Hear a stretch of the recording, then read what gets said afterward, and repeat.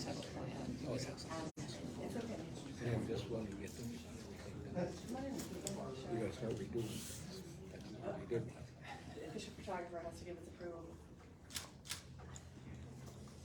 All right, good evening. Thank you for your patience. I'd like to thank you all for being here this evening. I know everyone is very busy.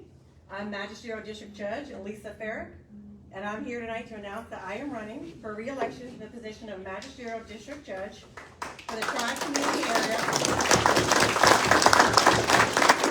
of Harborcreek Township, Lawrence Park Township, and Wesleyville Borough. And what a wonderful district this is.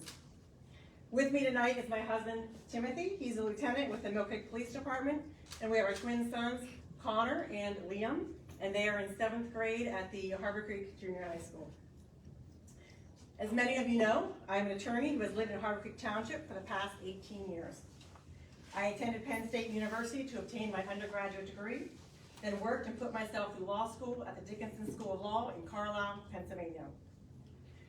Before being elected Magisterial District Judge 6 years ago, I practiced law for 4 years in primarily the domestic arena of divorce, custody, and support. Then I served as an assistant district attorney at the Erie County District Attorney's Office for 14 years. And during that time, I prosecuted nearly every type of criminal case imaginable. Importantly, while practicing law for those 18 years, I was actually in the courtroom on a nearly daily basis, practicing law in front of a variety of judges and hearing officers, observing and learning how to conduct hearings and trials. I had the chance to represent people from all walks of life and to seek justice in a variety of situations. I also experienced firsthand the value and necessity of having a fair, impartial, and unbiased judge, and of having the opportunity to be heard. It takes integrity, compassion, and a strong moral character to be a judge. Since being elected district judge 6 years ago, I've had the honor of being that judge. Over the past 5 years, I've presided over numerous cases, including criminal, civil, landlord-tenant, truancy, traffic, and summary non-traffic cases that include issues such as retail theft, dog law violations, and township and borough ordinance violations.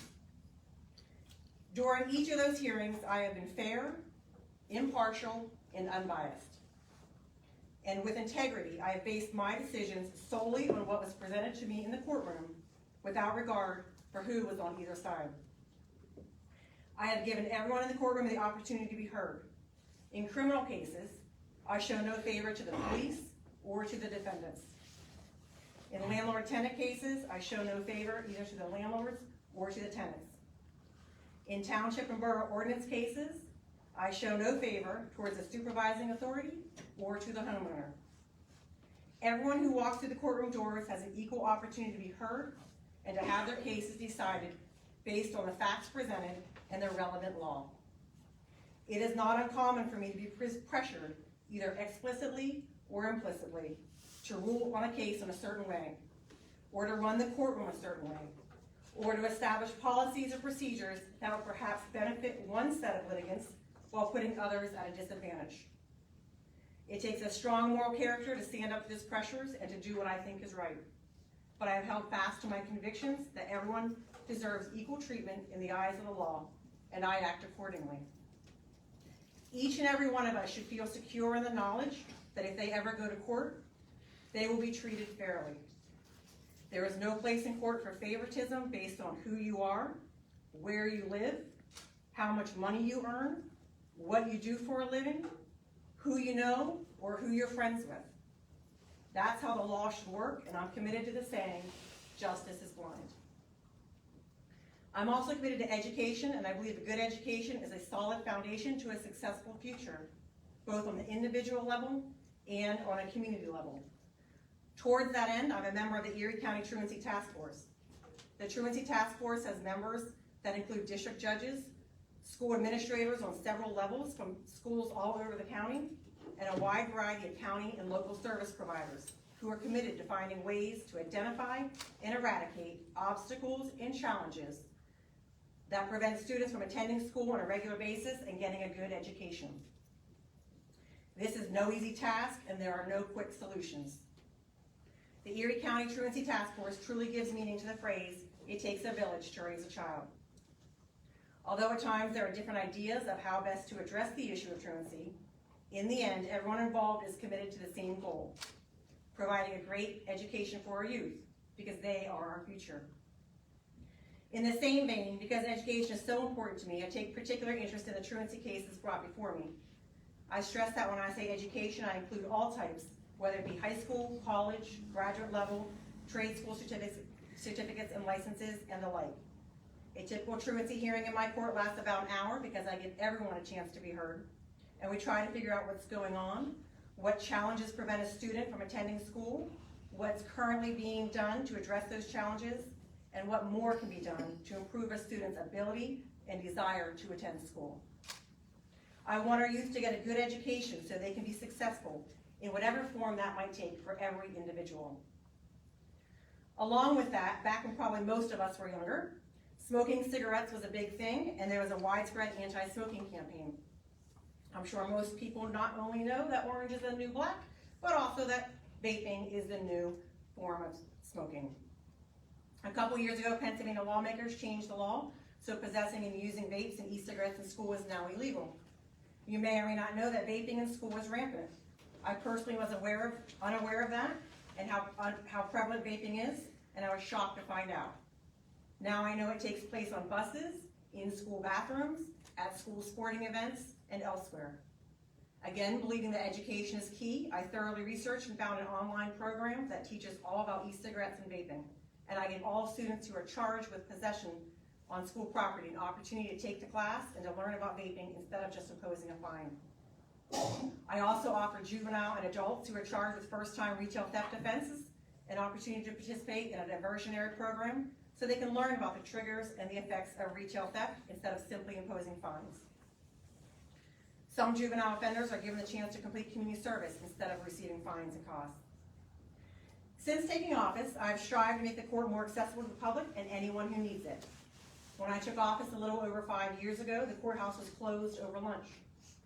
Being a working mother myself, I recognize that lunchtime is a valuable time for making calls, running errands, and just getting stuff done.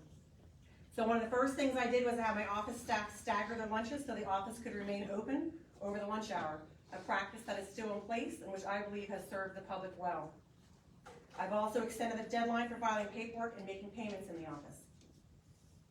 Another service I provide as Magisterial District Judge is performing weddings.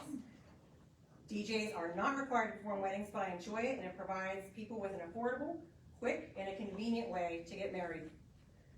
During time in my office, I performed about 150 weddings, and while most of them take place at the office, I've also performed them at homes, at public venues, and even in the hospital. While performing weddings, I noticed that many brides came to the courthouse without a bouquet of flowers. And wanting every bride to have that option, I made a variety of flowers, of bouquets that brides can choose from if they want to do so. Although to some people this gesture may not hold meaning, to some brides it's a way for them to make a special day even that much more special. I made these bouquets because I serve the public and not everyone can afford to buy fancy flowers, or they may have other things going on in their life that they need their money for. It was a simple way for me to acknowledge that weddings are important and special, and for me to contribute in some small way. So this is the basket of bouquet of flowers that I made, and anytime a bride would like a bouquet of flowers, I let them hold those during the ceremony and for their pictures. For me, it's important to contribute to the community in which I live and work, and I enjoy giving back. When Liam and Connor were about 4 or 5 years old, they played t-ball at the East Side YMCA. And wanting to give back, I volunteered as their t-ball coach.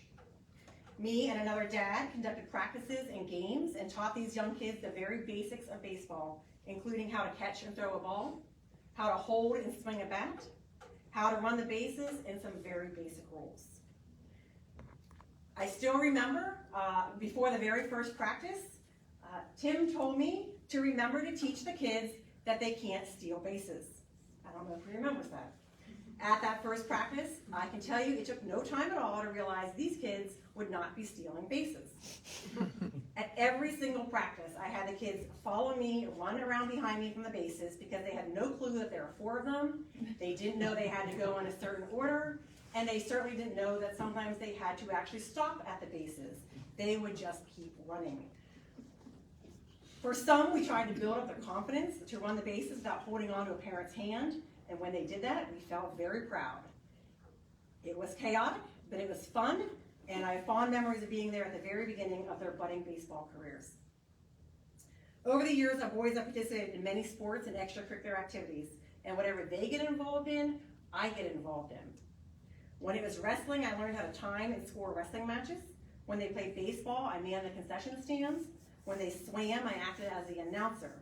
At the swim meet and the invitationals, as well as timing races, organizing invitationals, setting up and tearing down for the meets, and when they ran cross country, I pulled bib tags and took photos. When Liam and Connor attended Clark Elementary School during 1st through 6th grades, I served on the school PTO every year and volunteered at just about every event.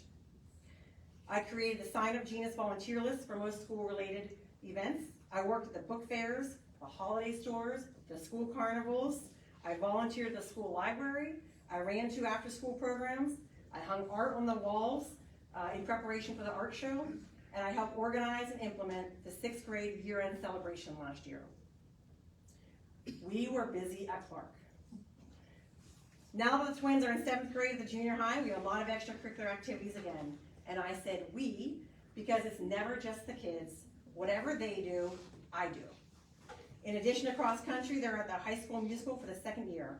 So for the past 5 Saturday mornings, our entire family has been at the Harborcreek Senior High, helping to build sets and props for the upcoming musical in March. I still have paint under my fingernails, as a matter of fact. And the only Saturday we couldn't help out with set building was the Saturday we spent at Penn State Barron for the Lego Robotics Club competition. The boys competed while I helped out with their participation, with their participants, and it's always something with them. I don't look to get credit for volunteering. I don't look to be acknowledged or praised. Most people probably don't even know I do these things unless they themselves are directly involved with the same activities. I volunteer because I enjoy it and because these programs depend on volunteers to make them happen. They are the result of a group effort. Without volunteers, they wouldn't be possible. Also, it's a great way to set a positive example for our kids, to demonstrate that we care about them and love them, and to teach them what it means to be a contributing member of their community. The boys have already said that someday, when they grow up and they have kids, they're going to belong to the PTO and to volunteer. I consider my efforts a success already. Not only have I helped out my community, but I've taught with my kids the value of public service. I'll close my announcement with 2 thoughts. First, as district judge, I work for you. Oftentimes, people call the office and I answer the phone, and when the person on the other end realizes it's me, they're surprised and they say, "Judge, what are you doing answering the phone?" And my typical response is, "I work here and my hands aren't broken." The same thing happens when I wait on people at the front counter. They ask me, "Don't you have your own office?" And I tell them, "Yes, I have an office, but I prefer to be out in the main area with my staff waiting on the public." That's what I was elected to do, to be the district judge and to work for you. I take the job seriously. I don't sit in an office alone, waiting to put on a robe and preside over hearings. I work for you every day, all day, in plain sight. Second, there is a popular saying, work smarter, not harder. Yes, I think that's wonderful advice. But I say, what's wrong with working hard? What's wrong with putting forth your best effort in all that you do? Our boys will tell you that one of my favorite sayings when we discuss homework and test results is, "Did you do it to the best of your ability?" And they know I expect the reply, "Yes, I did it to the very best of my ability." And that's what I do. As a district judge, I work hard every day in everything I do. And I do it to the best of my ability. I'm not perfect. I know I make mistakes. I know I don't make everyone happy. But I try hard and I do it to the best of my ability. And the next day, I try to do better and to be better. That's why I'm running for re-election for Magisterial District Judge, so I can work hard in everything I do to serve you to the best of my ability. Thank you for listening, and I'd consider it an honor and a privilege if you would vote for me in this election on May 16th. So thank you.